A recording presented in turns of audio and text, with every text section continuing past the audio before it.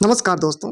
आज की क्लास में हम अर्थशास्त्र के top 50 important MCQ full explanation के साथ हल करेंगे, जो कि सभी प्रतियोगी परीक्षाओं में पूछे जाते हैं। इसलिए पूरी क्लास को ध्यान से देखिएगा और इस क्लास की नोट्स हमारे टेलीग्राम चैनल में मिलेगी। आप वहां से डाउनलोड करके भी पढ़ सकते हैं या रिवाइज कर सकते हैं। तो चलिए देखते हैं आज की क्लास का क्वेश्चन नंबर फर्स्ट क्या है। क्वेश्चन नंबर फर्स्ट पूछ रहा है, अर्थशास्त्र के जनक किसे कहा जाता है। ऑप्शन ए एडम स्मिथ, कि option B Karl Marx, option C Alfred Marshall, कि option D John Maynard Keynes.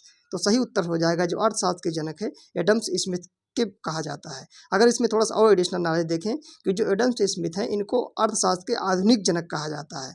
और जो अर्थशास्त्र के भारत में अगर जनक पूछे यानी भारत में अर्थशास्त्र के जनक कौन है तो वो फिर चाणक्य हो जाएंगे। तो इसमें आपको ध्यान रखना है कि अगर अर्थशास्त्र के जनक पूछे तो एडम्स स्मिथ, या अर्थशास्त्र के आधुनिक जनक पूछे तो एडम्स स्मिथ, और अर्थशास्त्र के जनक भारत में पूछे तो फिर चाणक्य हो जाएंगे या कौटिल्य, जिनको विष्णुगुप्त भी कहा जाता है। नेक्स्ट क्वेश्चन देखें, जीडीपी का पूरा नाम क्या है। जीडीपी जो है फुल फॉर्म क्या होता है, यानी सकल घरेलू उत्पाद, कि सकल विकास उत्पाद, कि महान घरेलू उत्पादन, कि इनमें से कोई नहीं। तो जीडीपी का फुल फॉर्म होता है ग्रास डोमेस्टिक प्रोडक्ट। जीडीपी का फुल फॉर्म क्या होता है, ग्रास डोमेस्टिक और प्रोडक्ट फुल फॉर्म सकल घरेलू उत्पाद फुल फॉर्म हो जाएगा। ग्रास से सकल, डोमेस्टिक से घरेलू और प्रोडक्ट से उत्पाद, यानी ग्रास जीडीपी का फुल फॉर्म सकल घरेलू उत्पाद हो जाएगा। नेक्स्ट क्वेश्चन देखें, घाटे की पूर्ति का क्या अर्थ होता है। घाटे की पूर्ति का वस्तुओं का आयात होता है, कि सार्वजनिक व्यय एवं राजस्व से अधिक होना होता है, कि करों में कटौती होता है, कि विदेशी ऋण होता है। तो जो घाटे की पूर्ति होती है या डिफिसिट फाइनेंसिंग होती है,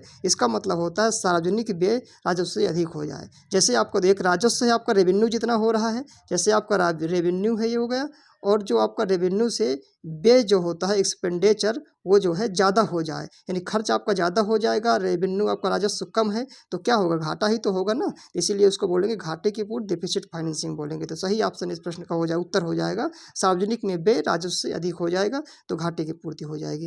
नेक्स्ट क्वेश्चन देखें, भारत में कौन सा केंद्र और राज्य दोनों लगा, कौन सा कर जो है केंद्र और राज्य दोनों लगाते हैं। ऑप्शन ए दिया हुआ है आयकर, कि जीएसटी, कि उत्पाद शुल्क, कि संपत्ति कर। तो सही उत्तर हो जाएगा जो जीएसटी होती है वो केंद्र सरकार और राज्य सरकार यानी दोनों लगाते हैं, दोनों केंद्र और राज्य दोनों लगता है। क्योंकि जीएसटी दो प्रकार की होती है, मतलब और तीन प्रकार की वैसे होती है, लेकिन आप जो जीएसटी देखें तो एक जीएसटी होती है सेंट्रल जीएसटी, जो केंद्र सरकार लगाती है उसको सेंट्रल जीएसटी बोलते हैं, और जो स्टेट राज्य लगाती है उसको स्टेट जीएसटी बोलते हैं।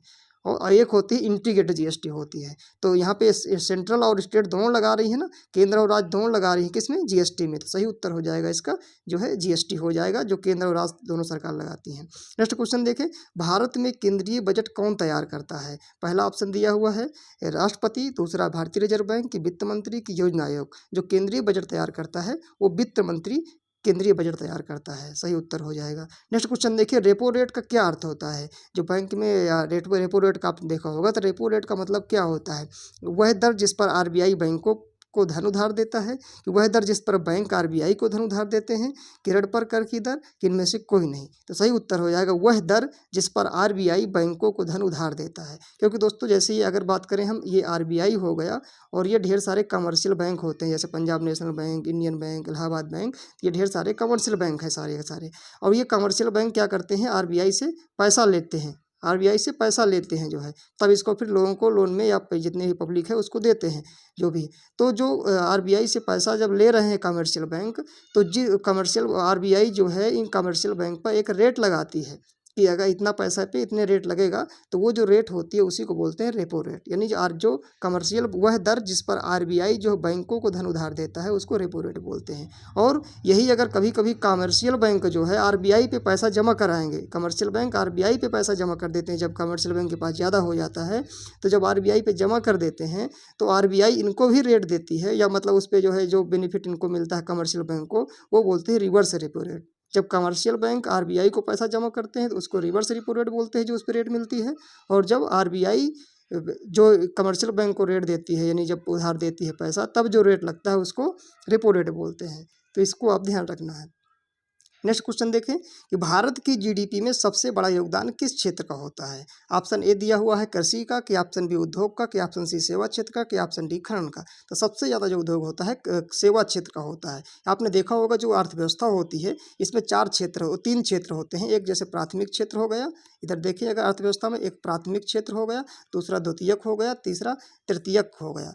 तो जो प्राथमिक में होते हैं, कृषि आपका प्राथमिक में आ जाएगा। जितनी नेचुरल चीज़ें होंगी ये कृषि में आ जाएगा। और जो उद्योग होते हैं, उद्योग है या खनन है, जो 2 ऑप्शन दिए हुए हैं, ये उद्योग और खनन ये द्वितीयक में आ जाएंगे। और तृतीयक में कितने आ जाएंगे? जितने भी सेवा क्षेत्र हैं वो तृतीयक में आ जाएगा। ये जो ऑप्शन दिया हुआ सेवा व क्षेत्र, ये तृतीयक में आ जाएगा। तो जीडीपी में सबसे बड़ा योगदान सेवा क्षेत्र का है। नेक्स्ट क्वेश्चन देखें, मुद्रास्फीति क्या है? इन्फ्लेशन क्या होता है? कीमतों में कमी कि कीमतों में वृद्धि, कि उत्पादन में वृद्धि, कि उत्पादन में कमी? तो सही उत्तर हो जाएगा, मुद्रास्फीति का मतलब होता है महंगाई दर बढ़ जाना या कीमतों में वृद्धि हो जाना। सही उत्तर हो जाएगा, ऑप्शन बी राइट उत्तर हो जाएगा। नेक्स्ट क्वेश्चन देखें कि राजकोषीय नीति का मुख्य उद्देश्य क्या है? मुद्रास्फीति पर नियंत्रण करना, कि रोजगार का सृजन करना, कि सरकारी राजस्व और व्यय का प्रबंधन करना, कि निर्यात बढ़ाना? तो सही उत्तर हो जाएगा इसका सरकारी राजस्व और व्यय का प्रबंधन करना जो है ये राजकोषीय नीति का काम होता है, सरकारी राजस्व और व्यय का प्रबंधन करना। नेक्स्ट क्वेश्चन देखें, भारत में सबसे बड़ा रोजगार प्रदाता क्षेत्र कौन सा है? ये सबसे ज़्यादा रोजगार किस फील्ड में है? सेवा क्षेत्र में, कि उद्योग में, कि कृषि में, कि आईटी क्षेत्र में? तो सही उत्तर हो जाएगा कृषि क्षेत्र में सबसे ज़्यादा रोजगार होते हैं। ठीक है। CRR का पूरा नाम क्या है? आपने जो इकोनॉमिक्स में जो है CRR होता है, एक रेट होती है, इसका फुल फॉर्म क्या होता है? तो फुल फॉर्म CRR का होता है कैश रिजर्व रेशियो होता है। अगर इंग्लिश में देखें CRR का फुल फॉर्म तो कैश रिजर्व रेशियो, ये CRR का फुल फॉर्म होता है। और इसका हिंदी में लेकिन जो ऑप्शन दिए हैं उसमें से आपको पहचानना है, नगद आरक्षित अनुपात होगा, कि क्रेडिट आरक्षित अनुपात, कि पूंजी दर अनुपात, इनमें से कोई नहीं। तो कैश रिजर्व रेशियो का जो फुल फॉर्म हो जाएगा नगद आरक्षित अनुपात हो जाएगा। नेक्स्ट क्वेश्चन देखें, अगर बात करें CRR क्या होता है, तो जो कमर्शियल बैंक होते हैं, एक कमर्शियल बैंक कुछ अपना कैश जो है जितना CRR जो है RBI एक CRR परसेंटेज डिसाइड करती है। जैसे 4% CRR डिसाइड कर दिया RBI, तो जितने भी कमर्शियल बैंक है वो अपना जितना उनकी पैसा है उसका 4% जो है क्या करेंगे, कैश के रूप में RBI के पास जमा कर देंगे। RBI के पास ये 4% जो है कमर्शियल बैंक कैश के रूप में RBI के पास जमा कर देंगे, तो उसको बोलते हैं CRR। और ये क्या होता है? नगद आरक्षित अनुपात होता है CRR का फुल फॉर्म। नेक्स्ट क्वेश्चन देखें, भारत में GST कब लागू हुआ? जो GST ये होता है गुड एंड सर्विस टैक्स, ये कब से स्टार्ट हुआ है? 2015 से, कि 2017 से, कि 2018, 2016? तो सही उत्तर हो जाएगा ये 1 जुलाई 2017 से स्टार्ट हुआ था। इस वर्तमान उस समय पे जो वित्त मंत्री अरुण जेटली ने इसको लागू किया था। नेक्स्ट क्वेश्चन देखें, भारत में धन की आपूर्ति को कौन नियंत्रित करता है? पहला ऑप्शन दिया है सेबी, कि भारतीय रिजर्व बैंक, कि वित्त मंत्रालय, कि नाबार्ड? जो धन की आपूर्ति है उसको करता है आपका जो है भारतीय रिजर्व बैंक, क्योंकि वही सारे कमर्शियल बैंक को पैसा देता है और फिर वहाँ से लोगों को लोन मिलता है जो भी है। तो जितनी भी धन की आपूर्ति है उसको नियंत्रित करता है, कंट्रोल करता है विभिन्न मॉनेटरी पॉलिसी के थ्रू, अरे उसके थ्रू, अलग अलग रेट के थ्रू भारतीय रिजर्व बैंक होता है, RBI होता है। नेक्स्ट क्वेश्चन देखिए, प्रश्न पूछ रहा है नाबार्ड का मुख्य उद्देश्य क्या है? औद्योगिक विकास करना, कि ग्रामीण विकास करना, कि बैंकिंग विनियमन करना, कि विदेशी व्यापार करना? तो नाबार्ड का मुख्य उद्देश्य है ग्रामीण विकास करना, क्योंकि नाबार्ड का जो फुल फॉर्म होता है, नाबार्ड का अगर फुल फॉर्म NABARD जो फुल फॉर्म होता है national bank for agriculture and rural development, इसमें है ही रूरल डेवलपमेंट मतलब ग्रामीण का विकास। तो नाबार्ड का मुख्य उद्देश्य क्या है? ग्रामीण का विकास करना। नेक्स्ट क्वेश्चन देखिए, मौसमी बेरोजगारी किस प्रकार की होती है? पहला ऑप्शन दिया हुआ है संरचनात्मक होती है, कि मौसमी होती है, कि घर्षणात्मक होती है, कि चक्रीय होती है? तो आप देख रहे होंगे जो मौसमी बेरोजगारी होती है वो मौसमी होगी। आप थोड़ा सा देख लीजिए मौसमी बेरोजगारी क्या होती है। मौसमी बेरोजगारी सीजनल अनएम्प्लॉयमेंट वो होता है जब लोग केवल एक विशेष मौसम में काम पाते हैं, इसके बाद वो खाली रहते हैं। जैसे कृषि जब होती है, जब बुआई का समय होता है और कटाई का समय होता है, तब बहुत ज़्यादा लोगों की ज़रूरत होती है, तो उस समय तो उनको काम मिल जाता है और इसके अलावा फिर वो बेरोजगार रहते हैं। यानी कृषि और बुआई कटाई के समय काम मिलता है, बाकी समय फिर वो लोग बेरोजगार रहते हैं। तो वो जो बेरोजगारी है उसको कहेंगे मौसमी बेरोजगारी कहेंगे। ठीक है।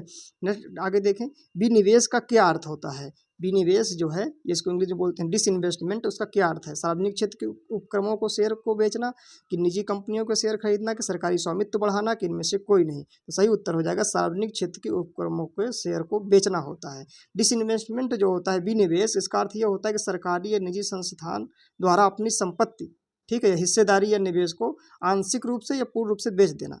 जो सरकारी आपके या निजी संस्थान होते हैं उनकी संपत्ति होगी या हिस्सेदारी होगा कुछ भी या निवेश होगा, उसको क्या करेंगे आंशिक रूप से मतलब थोड़ा कुछ या पूरी तरीके से किसी को बेच दे, उसको बोलते हैं विनिवेश करना जो है। ठीक है। तो इसका क्या हो जाएगा? सार्वजनिक क्षेत्र के उपक्रमों के शेयर को बेचना होता है विनिवेश का अर्थ। नेक्स्ट क्वेश्चन देखिए, मौद्रिक नीति से या मौद्रिक नीति किससे संबंधित है? 4 ऑप्शन दिए हुए हैं। कर से कि धन की आपूर्ति और ब्याज दर से कि निर्यात से कि रोजगार सृजन से।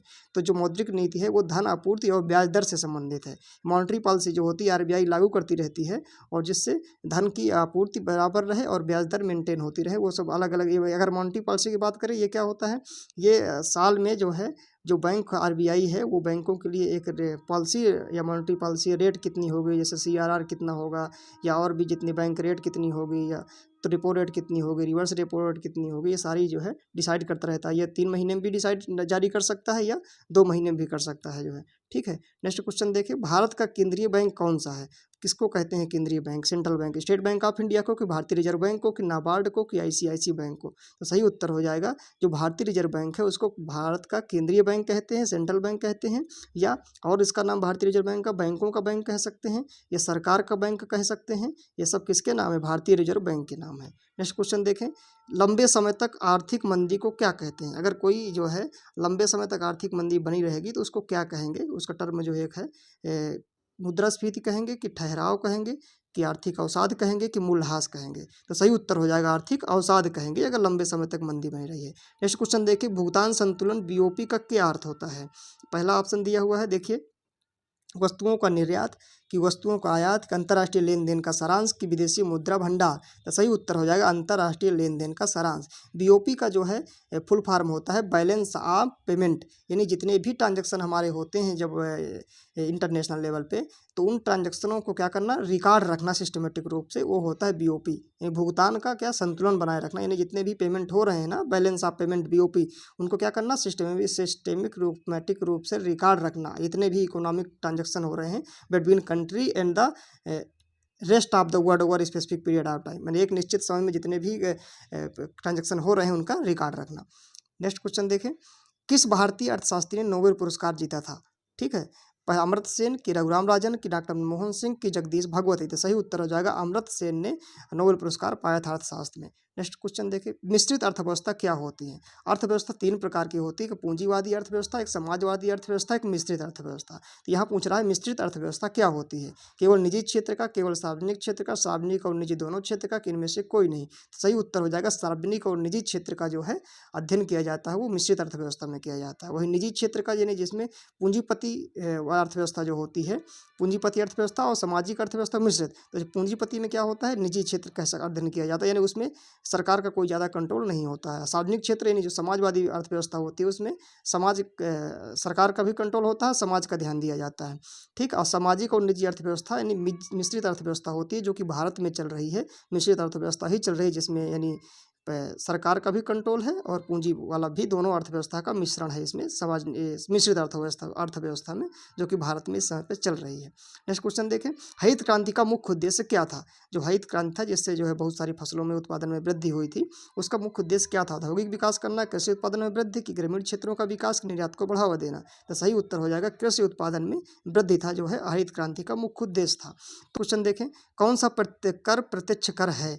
यानी प्रत्यक्ष कर का जो आप 4 ऑप्शन दिए गए हैं वो कौन है? जीएसटी की, आयकर की, उत्पाद शुल्क की, बिक्री कर? तो सही हो जाएगा इसका आयकर जो होता है प्रत्यक्ष कर होता है। इसको आप याद कैसे रहेंगे आखिरकार कि प्रत्यक्ष कर? थोड़ा आप अगर डिफिनीशन एक बार समझ लें कि प्रत्यक्ष कर क्या है और जो है अप्रत्यक्ष कर क्या है। तो प्रत्यक्ष कर को बोलते हैं डायरेक्ट टैक्स। क्या बोलते हैं? Direct tax. और प्रत्यक्ष कर को इनडायरेक्ट टैक्स बोलते हैं, इनडायरेक्ट टैक्स।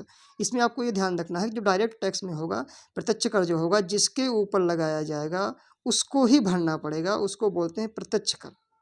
ठीक है, और इनडायरेक्ट टैक्स क्या होगा? जिसके ऊपर लगाया जाए वो दूसरे को भी ट्रांसफर कर सकता है। तो जैसे डायरेक्ट टैक्स क्या बताया, जिसके ऊपर लगाया जाएगा उसी को भरना पड़ेगा। तो यहाँ प्रत्यक्ष कर पूछा था तो इसका एग्जाम्पल आयकर इसलिए हो जाएगा क्योंकि अगर आपकी आय ज़्यादा है तो आपको ही आयकर भरना पड़ेगा। आप किसी को नहीं कह सकते दूसरे को कि मेरा आय ज़्यादा है तो आप टैक्स भर दीजिए, वो कहेगा मैं क्यों भरूँ। तो यही डायरेक्ट टैक्स है कि जिसके जो है ऊपर लगाया जाएगा, जिसका होगा उसी को भरना पड़ेगा। जबकि इनडायरेक्ट टैक्स जो है बदल सकता है। तो देख लीजिए डायरेक्ट टैक्स के क्या क्या एग्जाम्पल, जैसे इनकम टैक्स हो गया, जैसे आपको संपत्ति कर है, आपके पास संपत्ति ज़्यादा है तो आपको ही भरना पड़ेगा कर जो होगा, या आपको कोई गिफ्ट मिला, उपहार टैक्स, उपहार कर जो होता है वो भी गिफ्ट मिला उसका भी टैक्स जो भरना पड़ेगा आपको ही भरना पड़ेगा। वो सब सारे कितने हैं? डायरेक्ट टैक्स के हो गए। और जो आपके उत्पाद शुल्क होता है वो आपका इनडायरेक्ट टैक्स में आता है। उत्पाद कर जो होता है, क्योंकि जैसे प्रोडक्ट एक कोई बनता है तो वो दूसरे पे भी उसमें लगाया जाता है, जहाँ से होलसेलर से रिटेलर जाता है वो भी टैक्स लगता है। आगे मतलब धीरे धीरे वो क्रम में सीरीज में चलता जाता है, मतलब एक से दूसरे में ट्रांसफरेबल होता है, वो इनडायरेक्ट टैक्स होते हैं। तो इस प्रश्न का सही उत्तर हो जाएगा आय कर जो है प्रत्यक्ष कर है। नेक्स्ट क्वेश्चन देखें, मुक्त बाजार अर्थव्यवस्था क्या है? सरकार द्वारा नियंत्रित कि बिना सरकारी हस्तक्षेप के उच्च दर कम के इनमें से कोई नहीं। तो मुक्त बाजार अर्थव्यवस्था जो होती है वो बिना सरकारी हस्तक्षेप के होती है। सही उत्तर हो जाएगा ऑप्शन बी, इस प्रश्न का राइट आंसर हो जाएगा। भारत में जीएसटी की सिफारिश किसने की थी? ये जीएसटी की जब सिफारिश की थी एक समिति थी, उस समिति का क्या नाम है? रंगराजन समिति की, केलकर समिति की, विजय केलकर समिति की, इनमें से कोई नहीं। तो सही उत्तर हो जाएगा जो विजय केलकर समिति थी उसने जीएसटी की सिफारिश की थी। नेक्स्ट क्वेश्चन देखें, नोटबंदी क्या है? पुराने नोटों मुद्रा नोटों को बंद करना कि नए मुद्रा नोट को जारी करना कि ब्याज दरों में कमी कि इनमें से कोई नहीं। तो जो नोटबंदी है वो क्या है? पुराने मुद्रा नोटों को बंद करना था नोटबंदी का। जैसे आपने देखा होगा कि 8 नवंबर 2016 को जो है 8 नवंबर 2016 को नोटबंदी हुई थी, जिसमें से 5,000 और 5,000 और 1,000 की नोट जो है बंद कर दी गई थी नरेंद्र मोदी सरकार ने। ठीक है।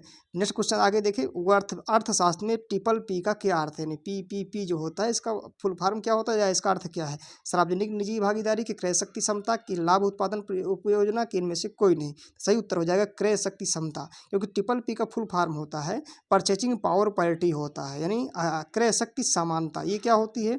ये एक आर्थिक सिद्धांत होता है ट्रिपल पी, जिससे उपयोग लोग जितने भी हमारे विभिन्न देश हैं वो मुद्राओं की क्रय शक्ति को तुलना करने के लिए करते हैं, जिससे पता चल सके कि किसी देश में किसी प्रोडक्ट का कितना प्राइस है विभिन्न देशों में, तो पता चल सके वो क्या है? ट्रिपल पी है। यानी क्या है? क्रय शक्ति समानता जो है कि जीडीपी के योगदान में कौन सा भारतीय राज्य पहले स्थान पर है? जीडीपी के योगदान में सबसे ज़्यादा किस राज्य का योगदान रहता है जीडीपी के योगदान में? महाराष्ट्र का कि गुजरात का कि उत्तर प्रदेश का कि तमिलनाडु का? तो सही उत्तर हो जाएगा महाराष्ट्र का जो है जीडीपी के योगदान में सबसे पहले स्थान पर है। नेक्स्ट क्वेश्चन देखिए, सेबी का मुख्य उद्देश्य क्या है? सेबी का फुल फॉर्म होता है security and exchange board of India. इसका मुख्य उद्देश्य क्या है? विदेशी व्यापार का नियंत्रण करना कि स्टॉक मार्केट का विनियमन करना कि मुद्रास्फीति पर नियमन करना कि इनमें से कोई नहीं। इसका काम है स्टॉक मार्केट का विनियमन करना, सेबी का मुख्य कार्य है। नेक्स्ट आके देखें, भारत में 5 वर्षीय योजना किसके द्वारा तैयार की जाती है? पहला ऑप्शन दिया हुआ है वित्त मंत्रालय के द्वारा कि योजना आयोग के द्वारा कि आरबीआई के द्वारा कि केंद्र सरकार के द्वारा। जो 5 वर्षीय योजना थी वो जो योजना आयोग था उसके द्वारा बनाई जाती थी, और उसको फाइनली जो सहमति देते थे वो एनडीसी होता था, नेशनल डेवलपमेंट काउंसिल, वो उसको 5 वर्षीय योजनाओं को अंतिम सहमति देती थी। तो 5 वर्षीय योजना को तैयार किया जाता था वो योजना आयोग के द्वारा, जिसकी स्थापना हुई थी 15 मार्च 1950 को। तो सही उत्तर हो जाएगा योजना आयोग के द्वारा पंचवर्षीय योजना बनाई जाती थी। नेक्स्ट क्वेश्चन देखिए, भारत का पहला पंचवर्षीय योजना कब शुरू की गई थी? पंचवर्षीय 1947 से कि 1950, 1951, 1955? तो सही उत्तर हो जाएगा 1951। 1951 से 1956 तक जो 5 साल की थी वो पहली पंचवर्षीय योजना थी जो है। नेक्स्ट क्वेश्चन देखें, सकल राष्ट्रीय उत्पाद जीएनपी में क्या शामिल है? अभी आपको हमने बताया था जीडीपी, बताया था पहले जीडीपी, अब यहाँ पे पूछ रहा है जीएनपी। जीएनपी में पूछ रहा है क्या शामिल होता है? केवल वस्तुओं का उत्पादन, केवल सेवाओं का उत्पादन कि देश के अंदर और बाहर का कुल उत्पादन कि केवल आयात और निर्यात का? तो सही उत्तर हो जाएगा देश के अंदर और बाहर का कुल उत्पादन। जीडीपी में क्या होता है कि जितने भी देश के अंदर जो उत्पादन हो रहा है उसको लिया जाता है। अब मान लीजिए देश के अंदर उत्पादन 100 रुपये हुआ, एग्जाम्पल से आपको समझाएं, ठीक है। जीएनपी क्या होता है? जो जीडीपी होता है इसमें इंपोर्ट को जोड़ दिया जाएगा और एक्सपोर्ट को घटा दिया जाएगा। जैसे कुछ हमारे देश के लोग जो है दूसरे देशों में रह रहे हैं और वहाँ से पैसा कमा करके हमारे इंडिया की इकोनॉमी बढ़ा रहे हैं, तो वो इंपोर्ट हो गया ना, तो उसको इसमें जोड़ दिया जाएगा। जैसे 100 रुपये जीडीपी था, उसमें इंपोर्ट को जोड़ दिया जाएगा। मान लो 10 रुपये बाहर से ला रहे हैं लोग, तो इंपोर्ट जोड़ दिया गया। और एक्सपोर्ट जो कुछ हमारे विदेशी लोग जो है हमारे भारत में रह रहे हैं और भारत के पैसा कमा करके ले जा रहे हैं, तो वो एक्सपोर्ट हो गया ना, तो उसको घटा देंगे। मान लो 2 रुपये ले गए तो ये हो गया। अब टोटल आप देखेंगे तो 10 में 2 गए, 8 इधर बचा और 108 रुपये बचा हमारा। इस प्रकार से जो अब ये 108 रुपये हो गया, ये क्या हो गया? जीएनपी हो गई जो है, समझ गए होंगे। और जीडीपी मतलब क्या होती है? जितने देश के अंदर 100 रुपये हो रहा था सिर्फ इतना, और ये अगर जीएनपी हो गया ये मतलब नेशनल प्रोडक्ट हो गया, नेशनल प्रोडक्टिविटी हो गया, ग्रास नेशनल प्रोडक्टिविटी, जिससे आप टोटल अगर देखा 108 रुपये हो गया। ठीक, 10 रुपये इम्पोर्ट कर लिया गया, 2 रुपये एक्सपोर्ट हो गया। ठीक, तो 108 रुपये हो गया। तो सही उत्तर हो जाएगा देश के अंदर और बाहर का कुल उत्पादन जो होता है उसको जीएनपी बोलते हैं। ठीक, नेक्स्ट आगे देखिए, किस अवधि को भारत में नियोजित विकास युग कहा जाता है? पहला ऑप्शन 1947 से 1951, 1951 से 1991, 1991 से 2000, कि 2000 से 2020 तक। तो सही उत्तर हो जाएगा जो 1951 से 1991 का टाइम पीरियड है, उसको भारत में नियोजित विकास का युग कहा जाता है। नेक्स्ट देखिए, भारत में मुद्रास्फीति को मापने का मुख्य तरीका क्या है? मुद्रास्फीति कैसे मापते हैं? उपभोक्ता मूल्य सूचकांक, कंज्यूमर प्राइस इंडेक्स सीपीआई, कि थोक मूल्य सूचकांक होल प्राइस इंडेक्स, कि औद्योगिक उत्पादन सूचकांक आईआईपी, की जीडीपी डिफ्लेक्टर। तो सही उत्तर हो जाएगा जो डब्ल्यूपीआई होता है, होलसेल प्राइस इंडेक्स होता है, वो मुद्रास्फीति को मापने का बेस्ट तरीका होता है या मुख्य तरीका होता है। नेक्स्ट क्वेश्चन देखिए, भारत में सबसे अधिक विदेशी मुद्रा किस माध्यम से अर्जित होती है? कृषि से, कि औद्योगिक प्रौद्योगिकी आईटी सेवा, सूचना प्रौद्योगिकी आईटी सेवाओं से, कि खनन से, कि निर्माण उद्योग से। तो सही उत्तर हो जाएगा जो भारत में सबसे अधिक विदेशी मुद्रा किस माध्यम से अगर पूछी अर्जित होती है, तो सूचना प्रौद्योगिकी से, यानी आईटी सेवा सर्विसेज से, इंफॉर्मेशन टेक्नोलॉजी से सबसे ज़्यादा जो है विदेशी मुद्रा आती है। नेक्स्ट क्वेश्चन देखिए, भारत में योजना आयोग को किस में बदला गया? जो योजना आयोग था 15 मार्च 1950 को स्थापना की गई थी, जिसके अध्यक्ष भी प्रधानमंत्री पंडित जवाहरलाल नेहरू थे, तो उसका अब किस रूप में बदल दिया गया? तो जैसे मोदी सरकार ने आई तो 2015 से जो है क्या कर दिया, योजना आयोग को बदल दिया, नीति आयोग में कर दिया। तो सही उत्तर हो जाएगा इसका, नीति आयोग में बदल दिया गया और इसको थिंकिंग टैंक कहा गया। अब ये जो है पंचवर्षीय योजनाएं बंद हो गई हैं और उसके अब योजना आयोग की जगह क्या हो गया है, नीति आयोग हो गया है, जो कि देश की जितनी भी योजनाएं बनाना है उसके लिए जो भी है सोच विचार करते हैं, जो भी है नीति आयोग के जितने भी सदस्य हैं वो मिल करके करते हैं। तो योजना आयोग को किसमें बदला गया, नीति आयोग में बदला गया। इसका फुल फॉर्म नीति आयोग का क्या होता है, national institution for transforming India. Next question देखें, किस प्रकार की बेरोजगारी को छिपी हुई बेरोजगारी कहते हैं? जो है मौसमी बेरोजगारी को, संरचनात्मक बेरोजगारी को, प्रच्छन्न बेरोजगारी को, चक्रीय बेरोजगारी को।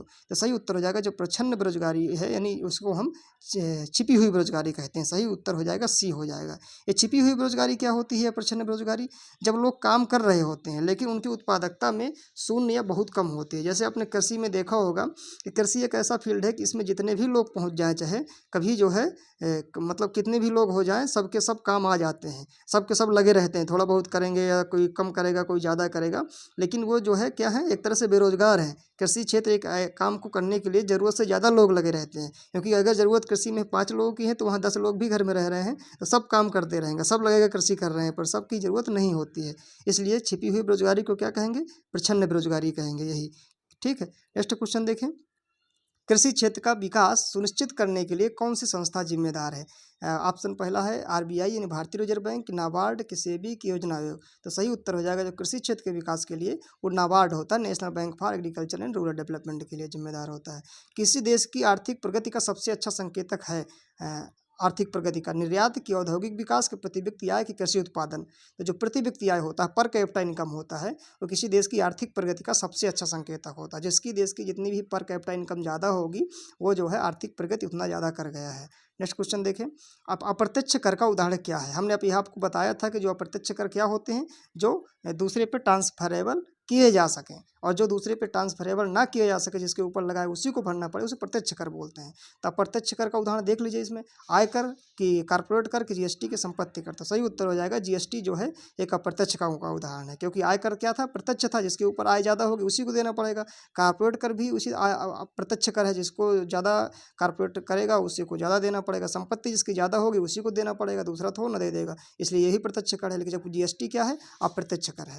नेक्स्ट क्वेश्चन देखें, मंदी का अर्थ क्या है? पहला ऑप्शन दिया हुआ है कि आर्थिक विकास में तेजी, की आर्थिक गतिविधियों में गिरावट, की कीमतों में तेजी, की उत्पादन में वृद्धि। तो सही उत्तर हो जाएगा आर्थिक गतिविधियां जो होती है उसमें गिरावट हो जाएगी, तो मतलब है मंदी चल रही है। ठीक है। नेक्स्ट क्वेश्चन देखिए, भारत में श्वेत क्रांति का संबंध किससे है? गेहूं उत्पादन से, कि दूध उत्पादन से, कि कपास के जूट। तो सही उत्तर हो जाएगा दूध उत्पादन से श्वेत क्रांति का संबंध है। इसको याद कैसे करेंगे, दूध सफ़ेद होता है तो उससे आप समझ लीजिए कि दूध श्वेत क्रांति से संबंध है। नेक्स्ट क्वेश्चन देखें, भारतीय रिजर्व बैंक की स्थापना कब हुई थी? 4 सन दिए हुए हैं, 1930 में, 1935, 1947, 1950। तो 1 अप्रैल 1935 को जो है भारतीय रिजर्व बैंक आरबीआई की स्थापना हुई थी। नेक्स्ट क्वेश्चन देखिए, भारत में सार्वजनिक वितरण प्रणाली पीडीएस का मुख्य उद्देश्य क्या है?